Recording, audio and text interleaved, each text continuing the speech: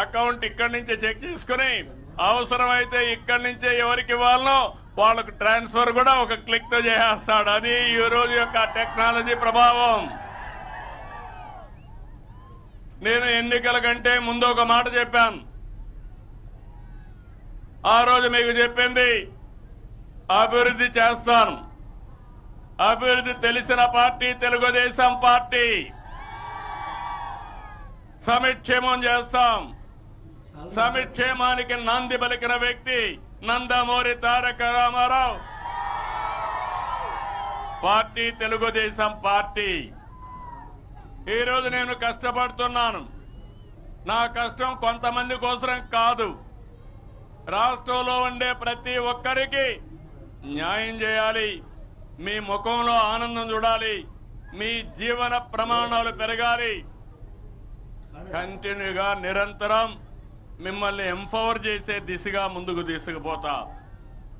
అందుకే ఎన్నికల్లో మీరు చూస్తే మొట్టమొదటిసారిగా రాష్ట్రంలో జనసేన అధ్యక్షుడు పవన్ కళ్యాణ్ గారు ఈ రాష్ట్రంలో ప్రభుత్వ వ్యతిరేక ఓటు చీలకూడదని ఒక మంచి భావంతో ముందుకొచ్చి ఆ రోజు పొత్తుకు నాంది పలికారు. ఆ తర్వాత బీజేపీ జాతీయ పార్టీ రెండోసార్లు అధికారం ఉన్నారు, మూడోసారంలో అధికారానికి వచ్చారు, నాలుగోసారి కూడా వస్తారు. అందుకనే వాళ్ళు ముందుకొచ్చి మన రాష్ట్రంలో పొత్తు పెట్టుకోవాలంటే రాష్ట్ర ప్రయోజనాలు దృష్టిలో పెట్టుకుని ఆ రోజు మనం పొత్తు పెట్టుకున్నాం. ఈరోజు ప్రధానమంత్రి గారు ఉపన్యాసం మీరు చూశారు. సింధూర్ గర్వకారణం. ఎక్కడ కూడా ఒక్క వ్యక్తిని చంపకుండా ఎవరైతే మన ఆడబిడ్డల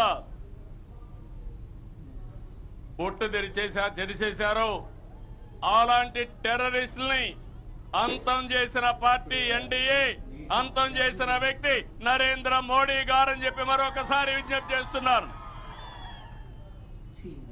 అయితే ఆ రోజు ఒక మాట చెప్పాను. నేను సూపర్ 6 అని తీసుకొచ్చాను. కార్యకర్తలు ఇంటింటికి వచ్చారు, ఏం చేస్తామో చెప్పారు. అయితే గత ప్రభుత్వం ఆర్థిక విధ్వంసం చేసింది, చాలా సమస్యలు వచ్చాయి.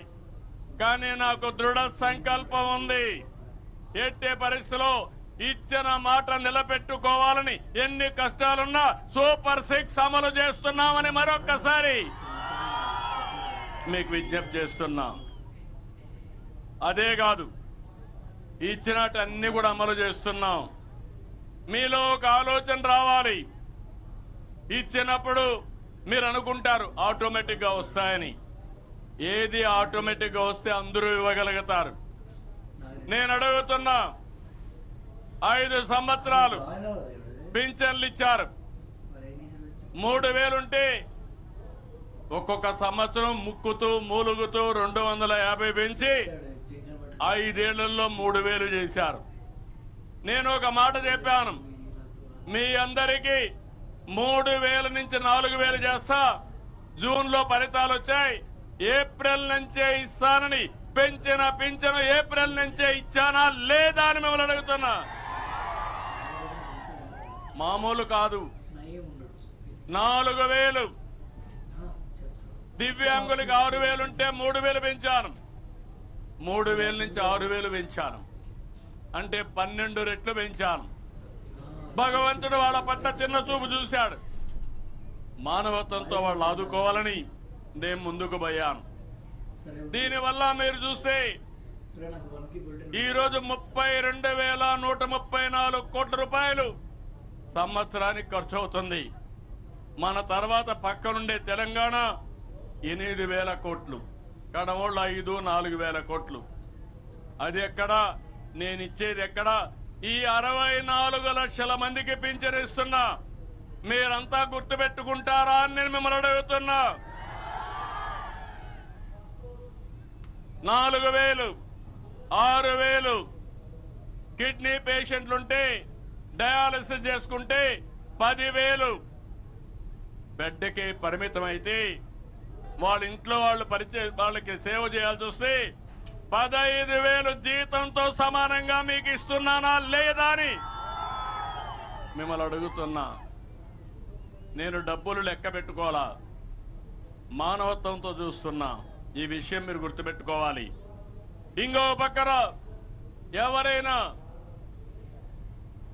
భర్త చనిపోతే వితంతువుకు పెన్షన్ ఇవ్వకుండా ఎగ్గొట్టారు. నేను ఒకటే చెప్పాను, పాతవన్నీ క్లియర్ చేశా. మొన్నే 1,10,000 పింఛన్లు, నెలకు 44 కోట్ల రూపాయల ఖర్చు, సంవత్సరానికి 520 కోట్ల ఖర్చు. అయినా పర్వాలేదు, నా పేదవాడి ముఖంలో ఆనందాన్ని చూడాలని ఆ పింఛన్లు ఇచ్చాను. ఇంత మునుపు ఒక నెల తీసుకోకపోతే 2వ నెల ఎగ్గొట్టేవాళ్ళు. 2 నెలలు తీసుకోకపోతే వచ్చేదే కాదు. ఇప్పుడు 3 నెలలు ఎక్కడైనా ఉండండి.